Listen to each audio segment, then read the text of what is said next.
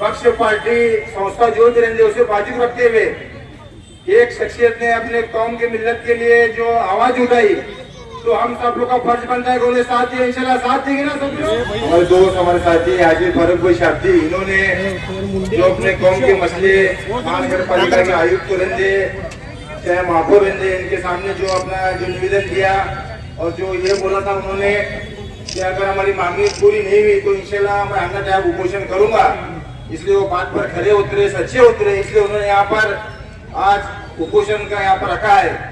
इस उपोषण के दौरान हमारे जमात उलमा के सदर अली जनाब हरीश मौलाना साहब, हाजी फारूक भाई शाब्दी, नसीम मोहम्मद खलीफा, हमारे साथी मतीन भाई बागवान, आशिफ तिम्मापुरे, जावेद वास्तव, हमारे मंगलगिरी साहब और सामने उपोषण को साथ देने वाले सभी सोलापुर शहर के अपने कौम के जिम्मेदार नौजवान साथी, मैं आप तमाम का शुक्रिया अदा करता हूँ।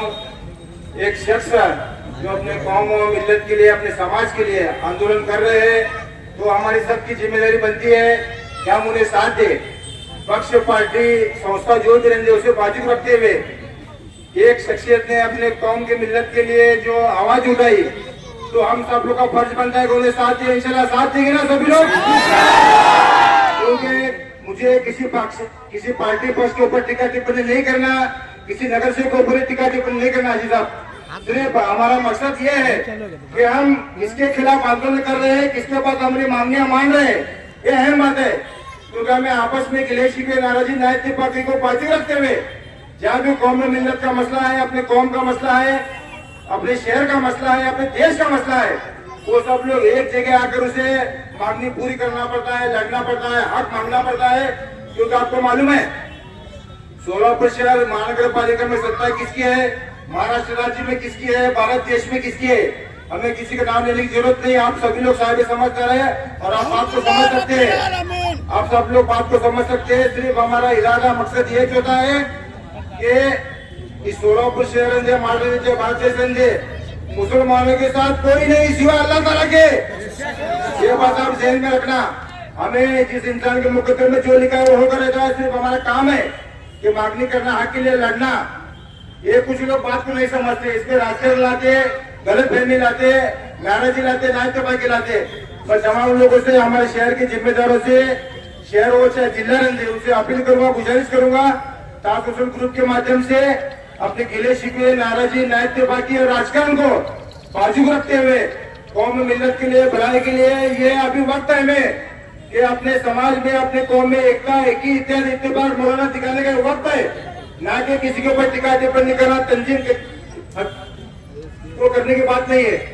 बस इतना कहता हूँ, हमारी जो लड़ाई है आज के महानगर पालिका के जो सत्ते में लोग हैं उनके खिलाफ है, महाराष्ट्र राज्य में जो लोग हैं उनके खिलाफ है, ये हमारे आपस के मुस्लिम भाई के खिलाफ नहीं है। ये कुछ लोग गलत फहमी कर रहे हैं, इसको बात को समझने की जरूरत है। तो अभी आपको मालूम है कि मैं भी 2 टर्म में महानगर पालिका नगर से रह चुका हूँ।